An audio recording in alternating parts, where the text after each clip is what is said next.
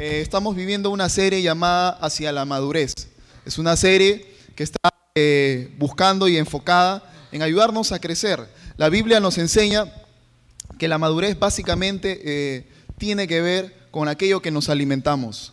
Aquello que forma parte de nuestra alimentación es aquello que finalmente nos ayudará a llegar a la madurez. La Escritura dice en Hebreos capítulo 5 que los que toman leche son aquellos que son inexpertos en la palabra, que no pueden discernir entre lo bueno y lo malo, que su capacidad espiritual no ha sido desarrollada.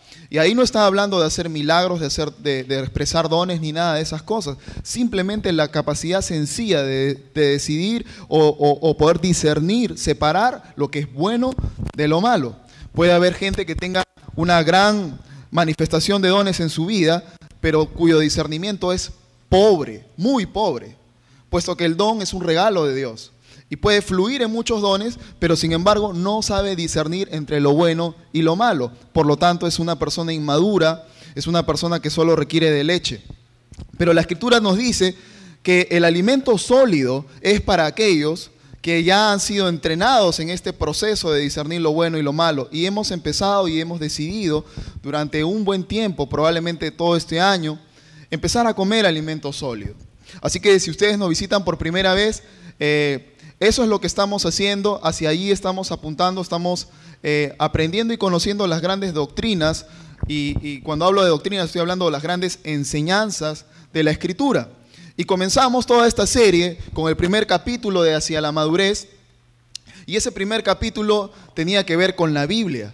¿Por qué? Porque absolutamente todo lo que nosotros decimos, creemos, está basado en la Escritura. La Escritura es el estándar de Dios, es la palabra revelada de Dios hacia el hombre. Por lo tanto, todo lo que nosotros requiramos conocer, saber de Dios, está aquí y solo aquí. Y si alguien se pregunta, bueno, pero ¿eso sería suficiente? Bueno, acuérdense de lo que compartimos la semana pasada. Pregúntele a alguien que vino la semana pasada y le va a decir que sí, porque la Biblia es suficiente. Y vimos 4 cosas acerca de la Biblia. Una de ellas fue la que vimos la semana pasada, que era suficiente. Comenzamos viendo todo eso, todo este proceso, este capítulo acerca de la Escritura, de la Biblia, conociendo que la Biblia tenía autoridad. Tenía la más alta autoridad y tiene la más alta autoridad en cualquier tema que la Biblia toca. Si la Biblia no toca, y lo menciono una vez más, si no toca, por ejemplo, un tema de cómo el comportamiento de los gases, ¿ok?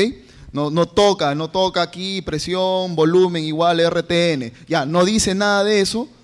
Bueno, no es la mayor autoridad acerca del tema de termodinámica o el comportamiento de gases. Pero no importa, porque lo que toca en eso es la más alta autoridad. La Biblia toca temas relacionados a nuestras relaciones, temas relacionados a nuestra vida del día a día, cosas muy prácticas. Y por lo tanto se convierte inmediatamente en la más alta autoridad que existe acerca de ese tema, por encima de cualquier filósofo, sabio, psicólogo o persona que exista. Vimos que esa era una palabra autoritaria, vimos que tenía autoridad. Nosotros vimos también que había una necesidad de la palabra de Dios, ¿verdad? Hablamos que la palabra de Dios era necesaria, hablamos que la palabra de Dios era clara. Es decir, las cosas más importantes de la Escritura son las cosas que son más fáciles de entender. Y es así, hay veces y hay situaciones en las que muchas personas no logran comprender ciertos aspectos, ciertas verdades de la Escritura, pero no es por un tema de intelecto.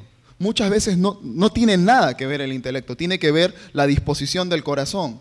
Porque cuando nosotros tenemos un corazón obstinado, pues entonces así nos digan, así venga la persona más lúcida en el tema bíblico a explicarnos, no nos va a importar, ¿no? Es como cuando tú le dices al pequeño, siéntate, ¿no? No me quiero sentar, siéntate, no me voy a sentar, siéntate. Y se sienta, pero dentro dice, pero estoy parado adentro de mi corazón, ¿no? Y se sienta. Entonces, realmente él no está recibiendo nada por la testarudez de su corazón. Muchas veces esa es la actitud nuestra y por eso es que no podemos comprender. Mark Twain siempre decía que a él le preocupaba más de la Escritura todo aquello que era comprensible, todo lo que se entendía. Siempre hacía esa observación, porque lo que se entendía era lo que a él lo ponía en problemas, era un espejo que lo hacía confrontarse con su propio corazón, con su propia vida. Entonces, la Escritura es clara, tiene autoridad, es necesaria, ¿verdad? Y es suficiente. Pero una vez que ya tenemos lo que es la Escritura, vamos a pasar al siguiente capítulo de esta serie de enseñanzas hacia la madurez. Y obviamente vamos a empezar hablando de Dios. De Dios. ¿Ok? Así que vamos a entrar al nuevo capítulo y el capítulo tiene que ver con Dios. ¿Quién es Dios? ¿Cómo es Dios? ¿Se puede conocer a Dios? Son preguntas que creo todo el mundo nos hacemos. No voy a responder, no voy a intentar responder, no voy a tomar tiempo aquí tratando de responder, al menos no lo voy a hacer desde aquí, desde el púlpito, tratando de responder a las personas la pregunta de ¿existe Dios? Yo voy a hacer lo que hace la Escritura. Cuando yo leo Génesis capítulo 1:1, si yo agarro y si usted, mire, la primera hoja de su Biblia, ¿no? O bueno, una de las primeras hojas, donde empieza las Escrituras. Génesis capítulo 1:1. Yo voy a hacer lo que dice la Escritura. Dice, Dios en el principio creó los cielos y la tierra. Dios en el principio. En un principio, Dios. La Biblia da por sentado el hecho de que Dios existe. Y como la Biblia lo da por sentado, y ya hemos hablado bastante acerca de la autoridad de la Escritura, hemos hablado bastante que la Biblia es verdadera, que es suficiente, por lo tanto creo que podemos sin temor alguno decir, ok, si lo dice la Escritura, entonces así es. En un principio Dios, en un principio ya estaba Dios. Cuando las cosas fueron creadas, ya Dios existía previamente. Dios siempre estuvo. La Biblia no trata de demostrarnos que Dios existe. La Biblia lo da por hecho. Por lo tanto, también es lo que yo voy a hacer. Voy a dar por hecho, voy a dar por sentado que Dios existe. Y de hecho, Él existe. A veces, como les digo, hay problemas por los cuales nosotros decimos, no, pero no creo, no sé, no me parece, no me gusta, yo quisiera entender mucho más. Y realmente, a veces no es, como les digo, no es un tema de, no tiene mucho que ver con entender, con conocer, ¿no? Dice la Escritura en el Salmo 14, que es uno de los favoritos de uno de mis mejores amigos, dice el necio en su corazón, no hay Dios. Así que el necio dice en su corazón que no hay Dios, pues. Solo el necio. ¿Por qué solo el necio puede decir que no hay Dios? Porque, y quiero que me acompañe a Romanos capítulo 1. Es un versículo que hemos utilizado ya bastante y lo siempre vamos a estar pasando por ahí. Porque yo quiero que usted tenga un fuerte fundamento y que entienda por qué yo no me voy a detener en el tema de la existencia de Dios. Romanos capítulo 1, voy a leer el versículo 18. Ciertamente la ira de Dios viene revelándose desde el cielo contra toda impiedad e injusticia de los seres humanos que con su maldad obstruyen la verdad. Me explico. ¿Qué quiero decir? Ok, aquí dice, lo que se puede conocer acerca de Dios es evidente, no es un misterio, no es arcano, no está cerrado, ok, no es algo difícil de comprender, no es incomprensible, no, dice aquí la Escritura, que lo que se puede conocer acerca de Dios es evidente para ellos, hablando del género humano, pues Él mismo se lo ha revelado. Y este es un fundamento, toda revelación nace de Dios, es Dios quien se revela al hombre, no el hombre busca una revelación. Tú puedes buscar una revelación, jamás la encontrarás, porque ya Dios se ha revelado al hombre. Porque desde la creación del mundo, las cualidades invisibles de Dios, es decir, su eterno poder y su naturaleza divina, se perciben claramente, dice una vez más, claramente, a través de lo que Él creó. Es claro, de modo que nadie tiene excusa. Ni el Inca, ni el pata que vive en la Polinesia, nadie tiene excusa, porque hay un sentido al interior de nosotros que Dios ha puesto, que una vez que nosotros contemplamos la creación, hay algo que nos dice que sí existe Dios. La única cosa que puede suceder es que nosotros nos rebelemos ante ese conocimiento natural, y de hecho lo hacemos. ¿Por qué lo hacemos? Vamos a seguir leyendo un poquito este versículo que les había leído. Ok, no tienen excusa, termina el versículo 20. El versículo 21 comienza diciendo que a pesar de haber conocido a Dios, no lo glorificaron como a Dios ni le dieron gracias, sino que se extraviaron Y ese es el extravío del hombre en sus inútiles razonamientos. Inútiles, ¿a dónde lo van a llevar? Y se les oscureció su insensato corazón. Aunque afirmaban ser sabios, se volvieron necios. Y cambiaron la gloria del Dios inmortal por imágenes que eran réplicas del hombre mortal. De allí que el hombre empezó a adorar a otros hombres, de las aves, de los cuadrúpedos y de los reptiles. Así comienza el tema del hombre, desviándose porque simplemente trata de seguir razonando aparte de lo que su sentido interno le está diciendo. Cuando nosotros traicionamos a nuestra conciencia, vamos a tener siempre problemas. Siempre vamos a tener problemas. Ahora, el problema muchas veces es que esta conciencia está dañada, está tergiversada. Es como si tuviéramos una brújula sobre la cual hemos puesto un imán. La brújula siempre va a apuntar, ¿ok? El norte apunta al norte, ¿verdad? Eso es así. Siempre está apuntando el norte al norte. Pero si nosotros pusiéramos un imán encima de una brújula, nosotros podemos mover el norte de la brújula. Podemos distorsionar la brújula y de tal manera que ya la brújula no dé exactamente el norte. Eso es lo que pasa en nuestra vida. Nosotros podemos distorsionar. Cuando nos extraviamos en inútiles razonamientos, dando tantas vueltas, cuando Dios se ha tomado el trabajo de darse a conocer al hombre, el hombre se pierde. Porque Dios sí se ha dado a conocer al hombre. Y ese es mi primer tema en este nuevo capítulo acerca de Dios. Dios es conocible. Dios es conocible.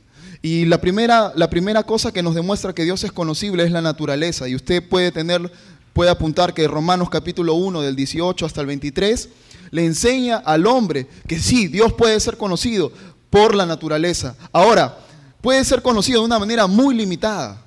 Muy limitada. Dice allí que lo que podemos conocer de Dios, que es evidente, es que Él es poderoso, o su poder y su eterna deidad, que Él es divino, que Él es Dios realmente. Eso es absolutamente todo lo que nosotros podemos llegar a entender contemplando la naturaleza. Pero al hombre no le basta. Es más, el hombre ni siquiera puede interpretar correctamente bien eso, porque el hombre tiene una visión distorsionada de la realidad. ¿Quién o cómo se distorsionó esa realidad? ¿Qué es lo que distorsionó nuestra manera de ver? Porque si nosotros estuviéramos bien por dentro, nosotros veríamos los cielos, nosotros veríamos las estrellas, nosotros veríamos los mares y podríamos decir, hay un Dios. Pero hay algo que está distorsionado y esa distorsión viene por el pecado. Es lo que nos permite, tergiversa las cosas. Es como en algún momento se lo dije, ¿no? Como ponernos los potos de la botella, ¿no? Las partes de abajo de la botella que no se ve nada, pero nada, y encima una de un color y otra de otro color. Entonces, estamos viendo recontra mal. Por lo tanto, no es suficiente que Dios se dé a conocer a través de la creación, porque es muy limitado lo que Él da a conocer por medio de la creación. Por eso, Él requiere darse a conocer también a través de la Escritura. Y en Hebreos capítulo 1, si usted puede apuntar y si quiere ir, vamos a leerlo juntos. Pero en Hebreos 1 nos demuestra ese proceso, el proceso en el cual Dios nos dio la Escritura. Y si no recuerdo mal, también en 2 de Pedro capítulo 3 está hablando acerca de cómo fueron dadas las Escrituras por inspiración a través de los santos hombres. Pero Dios tuvo que hacer algo más específico. ¿Por qué? Porque nosotros tenemos un problema para interpretar la naturaleza. O sea, empezamos a ver los cielos, empezamos a ver el vuelo de las aves, y en vez de decir, hay Dios, ¿qué es lo que hacía el hombre antiguamente? Ese es Dios. Eso es lo que hacía el hombre. Esa es la distorsión, es lo que dice Romanos capítulo 1. O sea, en vez de decir, wow, qué monstruo, es Dios. No, el sol es Dios. La luna será su esposa, ¿no? Y así empezábamos a extraviarnos en nuestros razonamientos porque no era suficiente. No es suficiente. Requerimos una información un poquito más específica para conocer a Dios. Recuerden, ¿de qué estamos hablando ahora? Dios es conocible. Se puede conocer a Dios. Y Hebreos capítulo 1 dice que Dios, que muchas veces y de varias maneras habló a nuestros antepasados. Las varias maneras en las cuales Dios habló a los antepasados podríamos reunirlas en tres cosas. Número 1, las teofanías, o sea, las presentaciones de Dios a través de una figura humana que Él la hizo a través del ángel de Jehová. Dice la Escritura que en algún momento se le apareció, por ejemplo, a Abraham Eso era una teofanía, no es el cuerpo específicamente de Dios, pero él adquirió una personalidad, una figura reconocible para el hombre, pero era Dios. Lo mismo podríamos decir de